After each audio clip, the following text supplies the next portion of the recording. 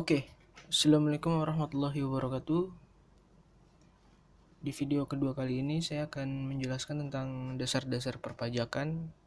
Di sini saya akan coba membahas tentang dua materi saja, yaitu yang pertama sistem pemungutan pajak dan yang kedua adalah tarif pajak. Tentunya dengan buku referensi dari buku perpajakan karangan Profesor Dr. Mardi Asmo. Oke, yang pertama ada sistem pemungutan pajak. Sistem pemungutan pajak ini terbagi menjadi 3 bagian, yaitu yang pertama ada Official Assessment System, yaitu adalah suatu sistem pemungutan yang memberi wewenang kepada pemerintah atau fiskus untuk menentukan besarnya pajak yang terulang oleh wajib pajak. Adapun ciri-ciri dari Official Assessment System itu ada 3. Yang pertama, wewenang untuk menentukan besarnya pajak terutang ada pada fiskus atau pemerintah. Yang kedua, wajib pajak bersifat pasif. Yang ketiga, utang pajak timbul setelah dikeluarkan surat ketetapan oleh fiskus atau pemerintah. Yang kedua ada self-assessment system, yaitu adalah suatu sistem pemungutan pajak yang memberi wewenang kepada wajib pajak untuk menentukan sendiri besarnya pajak yang terulang.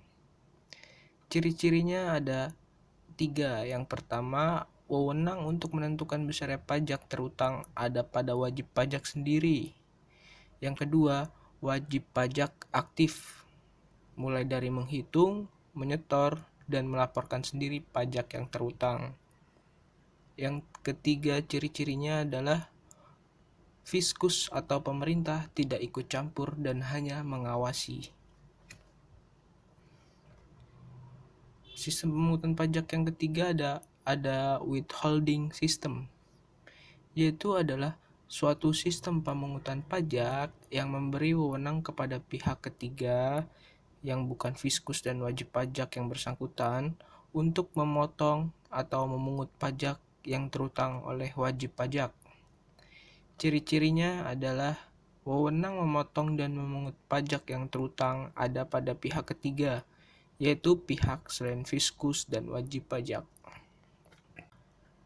Kemudian materi yang kedua ada tarif pajak. Tarif pajak sendiri terbagi menjadi 5 bagian. Yang pertama ada tarif sebanding atau proporsional, yaitu tarif yang berupa persentase yang tetap terhadap berapapun jumlah yang dikenai pajak sehingga besarnya pajak yang terulang proporsional pada besarnya nilai yang dikenai pajak. Contohnya yaitu untuk penyerahan barang kena pajak di dalam daerah pabean akan dikenakan pajak pertambahan nilai sebesar 10%. Tarif pajak yang kedua ada tarif tetap, yaitu tarif yang berapa jumlah yang tetap terhadap berapapun jumlah yang dikenai pajak sehingga besarnya pajak yang terulang tetap. Contohnya yaitu tarif bea masuk materai untuk cek dan bilet giro dengan nilai nominal berapapun adalah Rp3.000. Tarif pajak yang ketiga ada tarif progresif, yaitu persentase tarif yang digunakan semakin besar bila jumlah yang dikenai pajak semakin besar. Contohnya terdapat dalam pasal 17 Undang-Undang Pajak Penghasilan untuk wajib pajak orang pribadi dalam negeri. Di sini ada tabel yang berisi tentang lapisan penghasilan kena pajak dan tarif pajak. Penghasilan sampai dengan Rp50 juta dikenakan pajak senilai 5%. Di atas Rp50 juta sampai dengan Rp250 juta dikenai pajak sebesar 15%.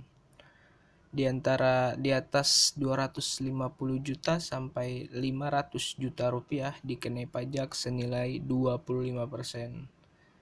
Sedangkan di atas 500 juta rupiah dikenai pajak sebesar 30%.